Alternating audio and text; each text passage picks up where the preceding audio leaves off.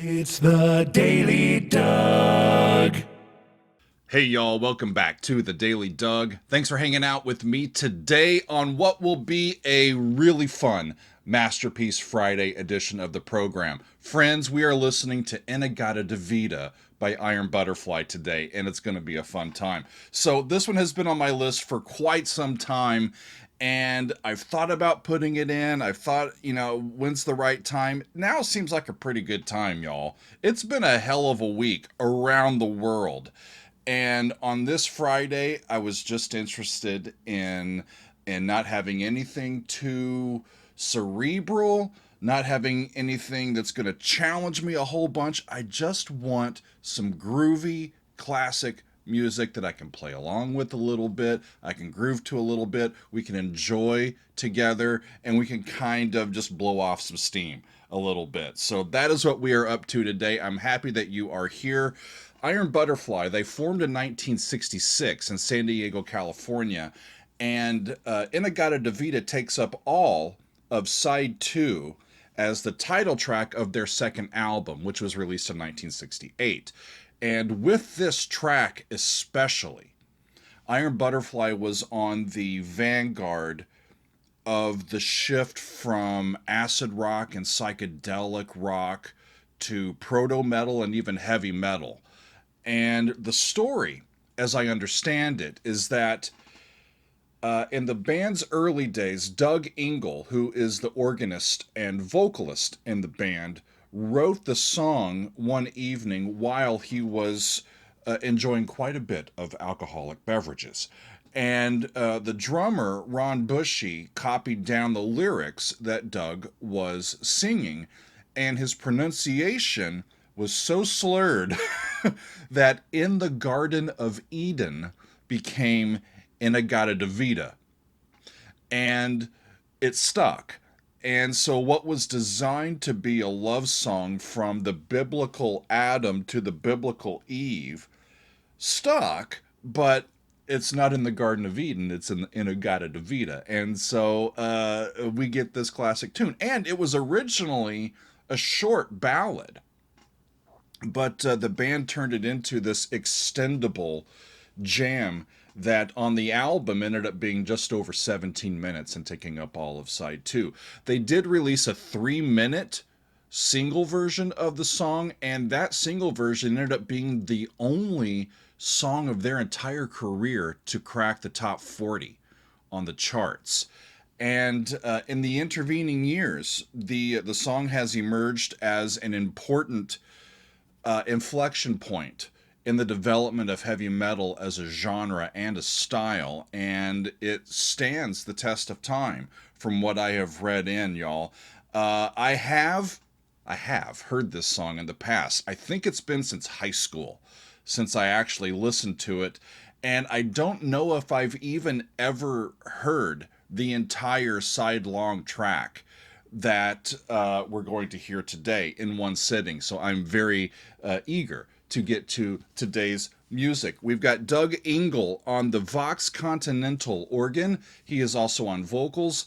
Eric Braun is on guitar and backing vocals. Lee Dorman is on the bass and backing vocals. And Ron Bushy is on drums and percussion. For today's episode, I am making use of the 2006 remastered full-length version of this track. So I am ready to get going, y'all. Grab whatever you need for your refreshments. I've got a little bit here. It's going to be fun, and let's enjoy ourselves. And I need to be reminded, perhaps for the first time, of exactly what the scope of In-A-Gadda-Da-Vida actually is. And so let's get going. Here is In-A-Gadda-Da-Vida from Iron Butterfly. Here we go.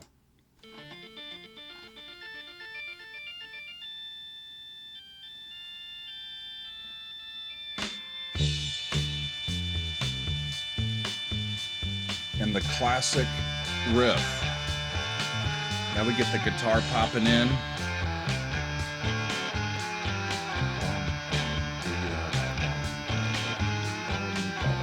In-A-Gadda-Da-Vida, honey, don't you know that I'm loving you?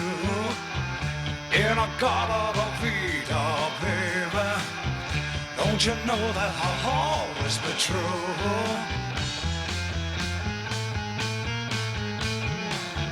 Ensemble riff. Won't you come with me?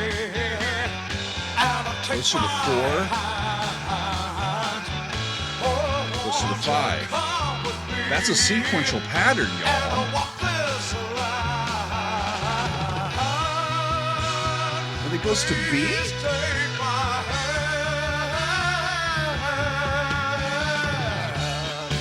And it gets back into D. How about that? Let me tell you that. In-A-Gadda-Da-Vida, honey. Don't you know that I'm loving you? In-A-Gadda-Da-Vida, baby. Don't you know that I'll always be true?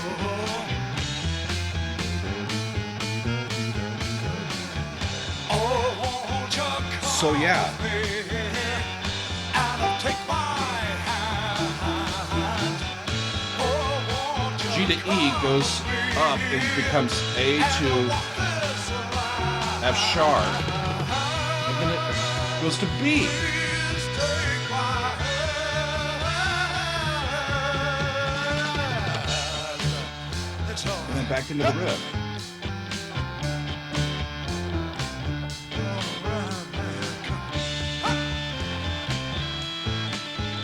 All right, let's hear it. Let's hear an organ solo.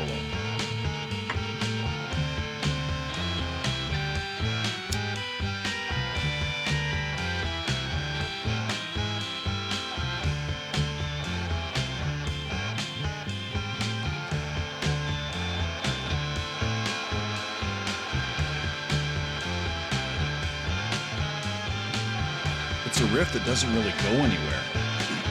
So it provides this static harmony that's got some movement in it, but yet doesn't go anywhere. So it just kind of can be turned into an extended free solo.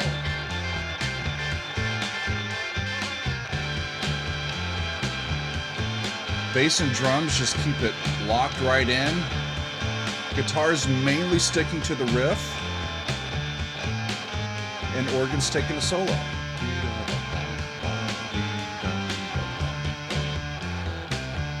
And this step down becomes something that happens a lot in heavy metal. We start using the tritone. It comes from blues, I think. Stepping down from 5 through flat 5 to 4.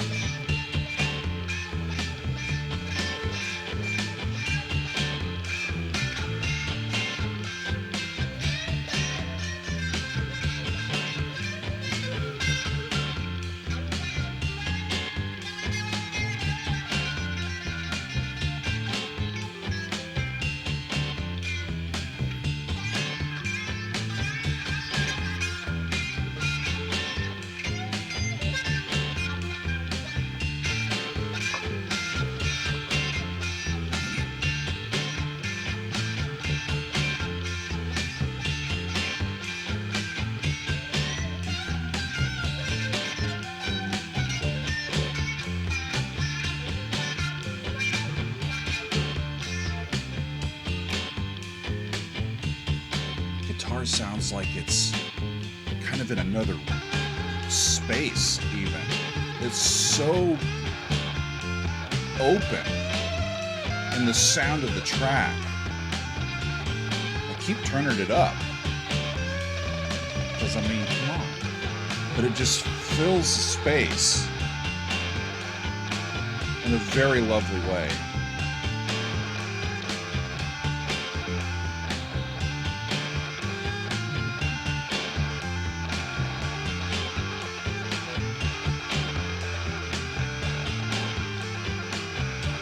And you know, as a sign of the time, stuff is either really short to fit on a single piece of vinyl, or it can be kind of expansive like this and open-ended, as long as it fits on a regular, you know, album side of vinyl. And so you get a combination of really short, concise songs and these extended rock and roll psychedelic jams.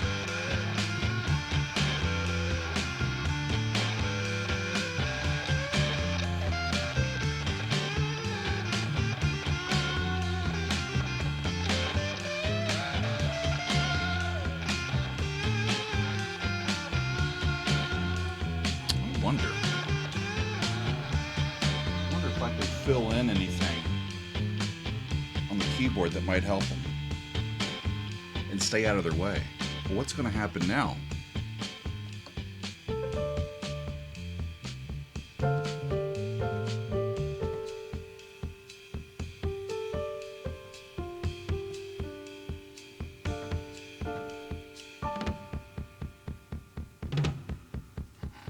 Drum solo.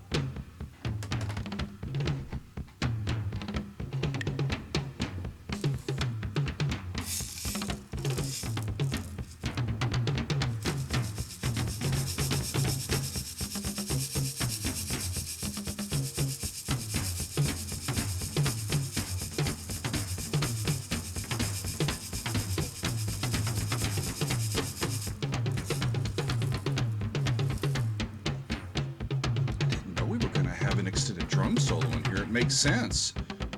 Organ's already gone. Guitar's already gone.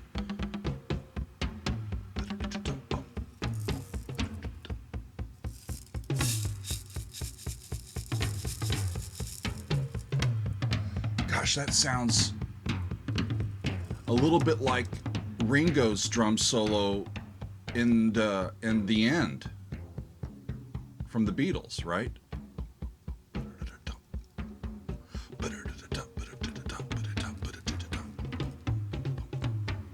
You know what I mean? Which one was first? This is in 68. This is first, right?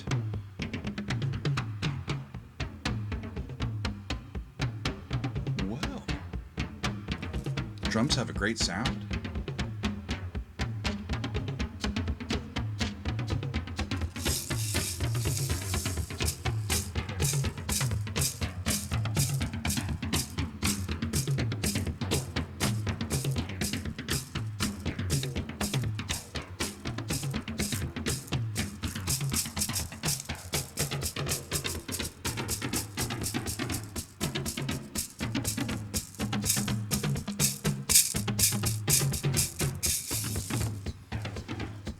When it's a percussion solo, I take the opportunity to add more percussion when I can, y'all. This is exactly what I wanted today. Just sitting, listening to this great stuff, and just chilling with all of y'all. And trying to put myself in the time period. What would experiencing this have been like? You turn the album over, and it's like one song. Okay. Then you get this. Here comes the organ. A little bit of this.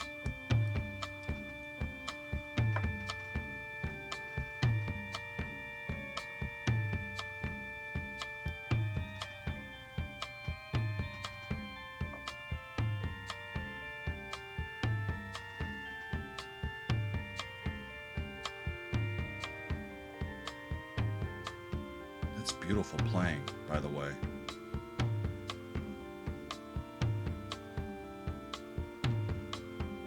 Playing the organ's a lot different than playing the piano. There's no sustain pedal, y'all. The technique is slightly different. Did it go into major?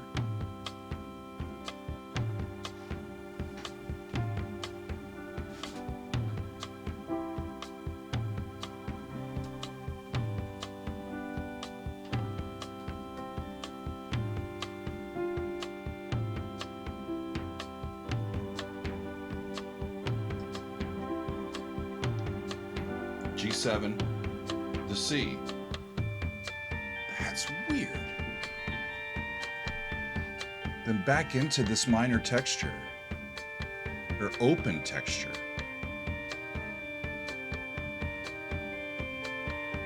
Tasteful percussion. percussion in the background, just keeping us right on track.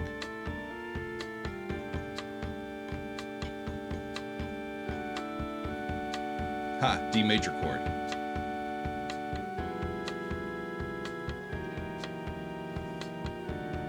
They must have eaten the apple, y'all.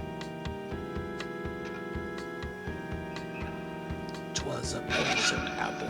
Oh my goodness. Experimental much?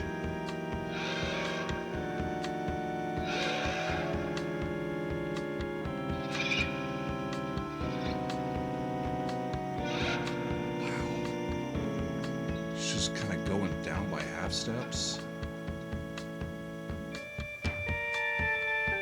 Beautiful. It's almost a mantra with the drums in the background like that.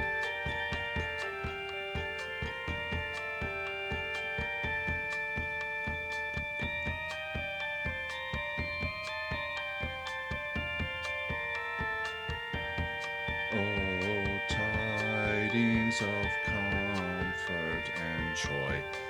I don't know why I heard that. God rest you, merry gentlemen? That's what I heard. Maybe I've got too much cannabis. It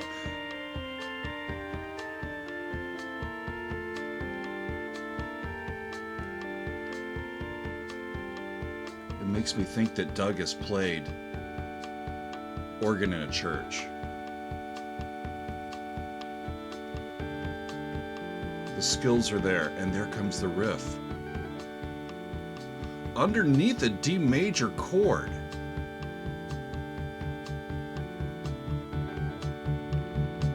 Yeah. Suspended, and then underneath it. That's cool.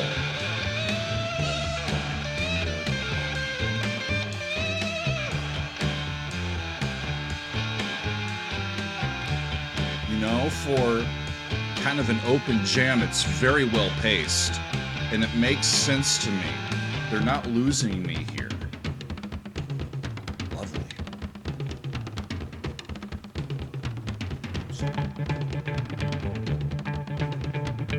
Why not?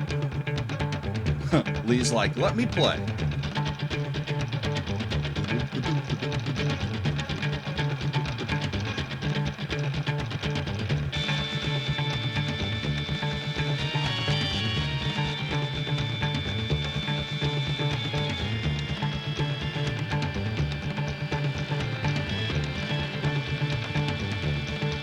Lack of cymbals makes it really earthy, almost tribal.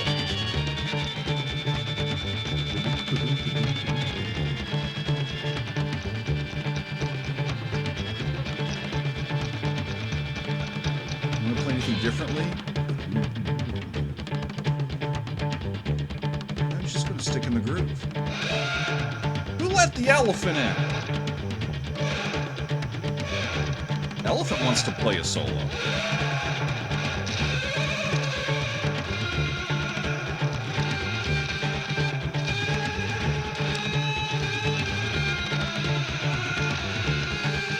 That elephant's bluesy.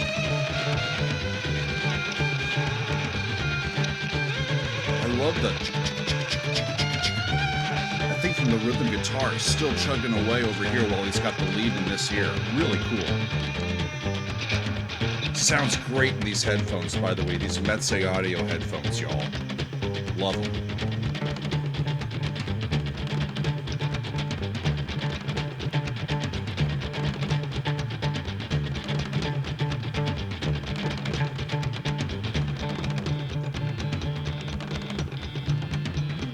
The call of the riff.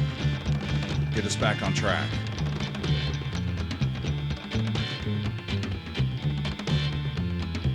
Totally understand Deep Purple on a deeper level, especially like made in Japan, by hearing some of this as well, you know?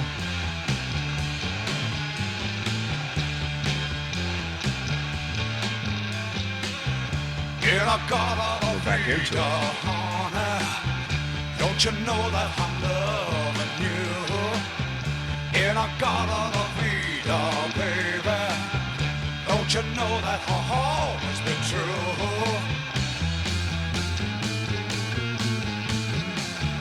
Oh, won't Right. you come So this is with that. me and take my hand?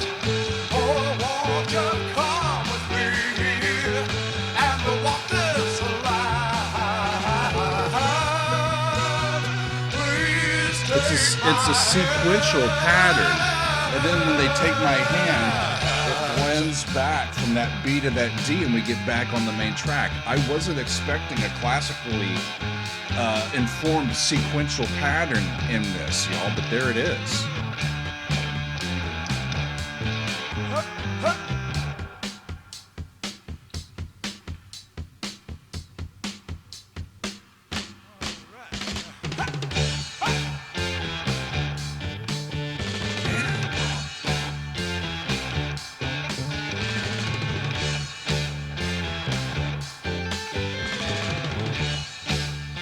Are we getting ready for the big finish here? And it opens, or it closes like it opens. And a little bit of the riff there to end. Well, what a fun experience that was. It did not feel like an entire 17 minutes of music. It kind of flew by. Y'all, what a fun experience. It's more than just the riff. It's more than just the riff. I mean, the riff is important. Let me talk about the main riff just, in case you haven't heard it already, y'all. We're in D, right? And it's just going up to the third of the key. Me, re, te, do, do, do, me, re, te, do. Right? So that's a way. 1, 2, 3, 4. It's a way for an entire measure to have some motion, but reinforce the same chord. You get, it could be in C, but this one's D minor. Right? Then we jump up to the fifth of the D, which is the A, and then we go down through the A flat to the G. And then it kind of picks up with te, do, do, ba-dum, ba-dum, sol, se, fa, te, do, do. And I think if we're in the blues tradition, we go 5, 4, 1. And I think that's what they're doing there, is coming through the blues to land up there. But it's kind of added with a psychedelic nature, with an extended open groove type of nature. And with the instrumentation and the way that it's mixed, it gets us into proto-metal and eventually heavy metal. And it becomes an important, like I said in the intro, an inflection point in the development of this style of music. It's one of the big songs that kind of stuck, and we're like, yeah, that's an example of what we're talking about. And so it remains important even to this day. This is the only song by Iron Butterfly that I've ever heard of. And I thought, are they a one-hit wonder? They aren't. In the late 1960s, I mean, that was their big heyday, but the band has continued to reform and continued to play their music. The last studio album that they released was Sun and Steel from 1975, but they have released some compilation albums and some classic live recordings since that time. And, sadly, by the time that we're here in 2025, all of the original members of the band have now passed. Last May, Doug Ingle, who wrote the song and sang and played organ, died at the age of 78. He was the last surviving member of this classic lineup who we just heard playing today.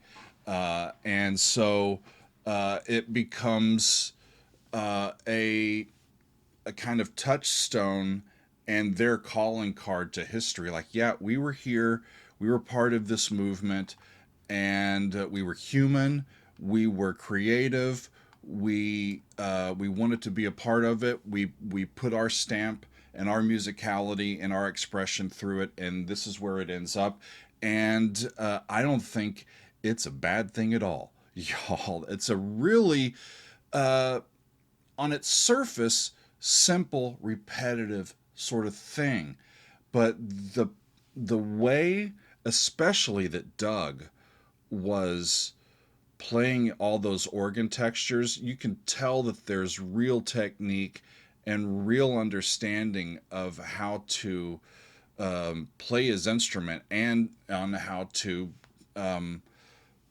play lovely sounds as he's going along, and all of them fit right in. And I really enjoyed the experience. A wonderful way to finish up a masterpiece week and a masterpiece Friday here. In-A-Gadda-Da-Vida from Iron Butterfly. It's been fun to take this for the full spin that it deserves, and I hope y'all enjoyed it as much as I have. That'll be all for me this week, y'all, but I'll be back next week with more fun episodes. Until then, I thank you for being with me, and we'll see you next time on another edition of The Daily Doug. It's the Daily Doug.